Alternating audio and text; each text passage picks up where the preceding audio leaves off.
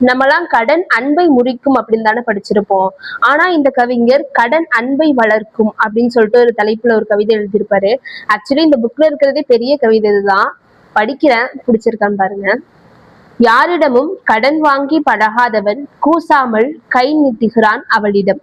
Parking என்றால் 4 ரூபாய், copy என்றால் 10 ரூபாய், கை செலவுக்கு 100 ரூபாய், தவிர அடிக்கடி பல நல்ல புத்தகங்கள் 500 ரூபாய் என நல்லதுக்கும் கெட்டதுக்கும் அவன் கடன் வாங்கி பழகி கொண்டாள். அவள் கடன் கொடுக்க பழகி கொண்டாள்.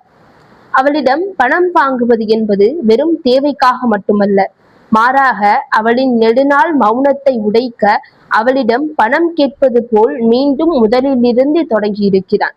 அவளின் உச்சகட்ட கோபத்தை சரி செய்ய அவளிடம் பணம் கேட்பது போல் மீண்டும் முகம் வளர செய்திருக்கிறார்.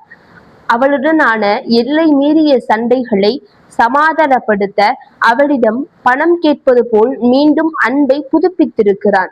இப்படி அவளிடம் அவன் கடன்காரன் ஆனதற்கு காரணங்கள் 1000.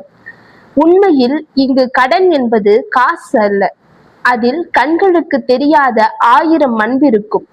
இன்று அவன் அனுப்பிய குறுஞ்செய்தி ப்ளூடிக் அடிக்கும் முன்பே முந்தி கொண்டு வந்த 300 ரூபாயில் அவளின் 300 அன்பிருக்கும்.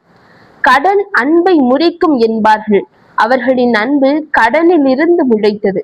இறுதியாக ஒவ்வொரு முறையும் அவள் தந்த கடனை அவன் திருப்பி தரும்போது அன்பு 2 மடங்காக உயர்கிறது. அவன் அடுத்த கடனை பற்றி யோசிக்கும் முன்பே அவள் கை நிறைய பணத்தை எண்ணி காத்திருப்பாள். கவிதையை படிச்சோடனே ஒரு கதையை சொல்ற மாதிரி நல்லா இருந்தது, அழகா நரேட் பண்ண மாதிரி இருந்தது. ஸோ அதனாலதான் சொல்லணும்னு நினைச்சேன். நான் யாருக்கிட்டையும் கடன் வாங்கினதும் இல்லை, கடன் கொடுத்ததும் இல்லை. கண்டென்ட்டுக்காக இந்த கவிதை.